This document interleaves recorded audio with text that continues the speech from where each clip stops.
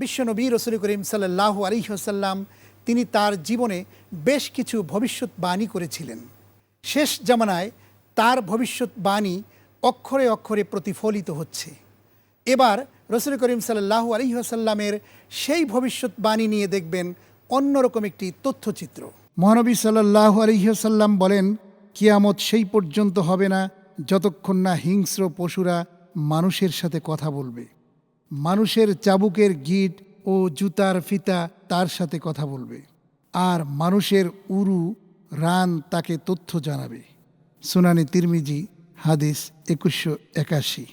বর্তমানে উন্নত দেশগুলোতে এক ধরনের ইলেকট্রনিক চিপ তৈরি হয়েছে, যা মানুষের শরীরে স্থাপন করা থাকলে দূরে অবস্থান করা অপর ব্যক্তি তার সব কথা শুনতে পায়। সেই চিপের ডাটা কম্পিউটারে বা ইলেকট্রনিক ডিভাইসে ডাউনলোডও করা যায়। এছাড়াও এক ধরনের জুতা বাজারে এসেছে যা মানুষের সাথে কথা বলে, তাকে বিভিন্ন রকমের তথ্য জানান দেয়, যার নাম দেয়া হয়েছে টকিং শু। আর মানুষের সাথে পশুদের কথা বলার ব্যাপারে বলা যায়, বহু আগে থেকে সার্কাসে বাঘ, সিংহ, হাতির মতন হিংস্র প্রাণীদেরকে ট্রেনিং দিয়ে কসরত প্রদর্শন করা চলছে। তারা মানুষের কথা শুনছে। দেশে দেশে নিরাপত্তার কাজে নিয়োজিত হচ্ছে ডগ স্কোয়াড। তারা তাদের দক্ষতা দেখিয়ে সেনাবাহিনীতে পদোন্নতি লাভ করছে। আর জীবজন্তুর ভাষা বোঝার জন্যে পশ্চিমা গবেষণাগারে এক ধরনের যন্ত্র আবিষ্কারের গবেষণা চলছে। এসবই কোরআনের ইঙ্গিত।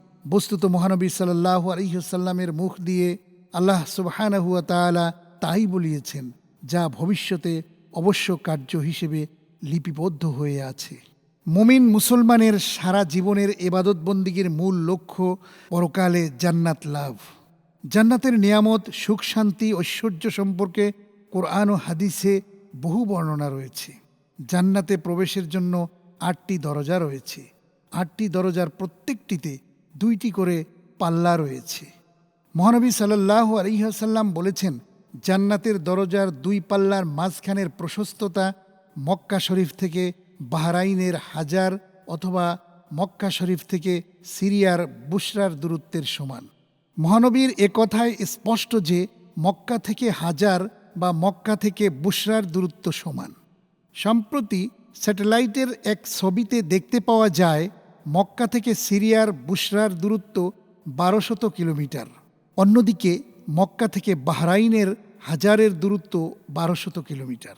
রাসূল সাল্লাল্লাহু আলাইহি ওয়াসাল্লাম আজ থেকে 1500 বছর আগে যে বর্ণনা দিয়েছেন, আজকের আধুনিক বিজ্ঞান তার সত্যতা স্বীকার করে নিচ্ছে।